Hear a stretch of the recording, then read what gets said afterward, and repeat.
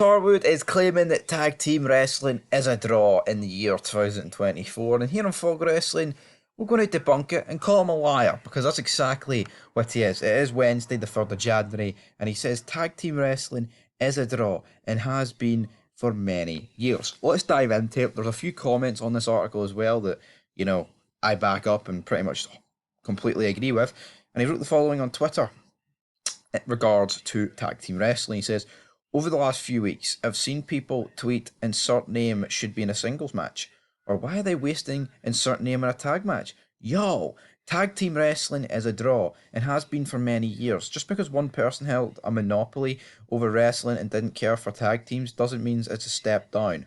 Rock and Roll Express, Road Warriors, Midnight Express, Arn and Tully, New Age Outlaws, etc. all drew big money. Tag team wrestling can be the main event, patting us on the back. I feel like we've proven that a couple of times. Right, son, listen to this. He says it has been a draw, right? And it has been for many years. Everybody he mentioned here is like 80s exclusive, or, like they made their name in the 80s, apart from the New Age Outlaws, who, made their name in the late 90s. And if we're being honest, right, I like the New Age Outlaws. I love Billy Gunn and Road Dogg, the badass Billy Gunn, the New Age Outlaws. It's epic stuff that we saying, right? But are they bigger draws than like the Hardy Boys and the Dudley Boys? Probably not. But even if you want to go down that road about those two and like Edge and Christian, etc., from the same time period, it's late 90s, early 2000s. Now, his logic is it's still a draw today. How's it a draw today? Everyone you're mentioning is like 25 years ago. Like, it's ancient history, right? Makes no sense, right? And he's completely wrong. He's not a draw. Tag team wrestling ain't a draw.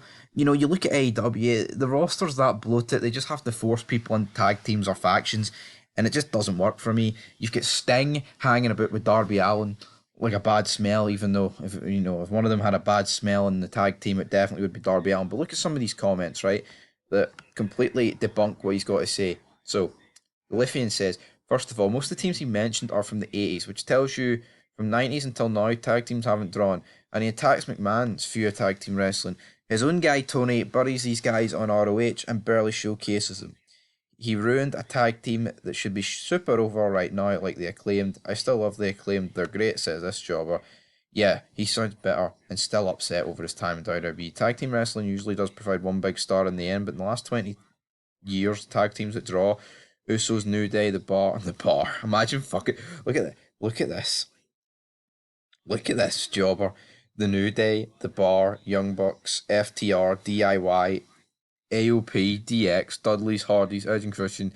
Oh, imagine putting the Hardys, the Dudleys, Edge and Christian in the same category as FTR and DI, and the offers of pain.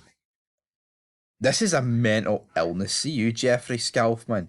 Don't ever, and I mean ever, compare the Dudleys, Hardys, and DX and Edge to fucking DIY and offers of pain and FTR and the Young Bucks. It's just a bunch of jobbers, man.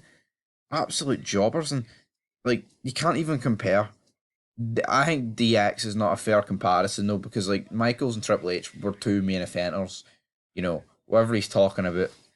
But he says last 20 years, so I'm going to assume he means what DX did in like the mid 2000s to late 2000s. But anyway, Dax Harwood ain't a draw.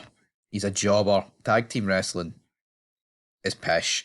Yeah, in WWE you've had like the Usos and the Bloodline, that's been like pretty big, but in terms of being an actual draw, it's not.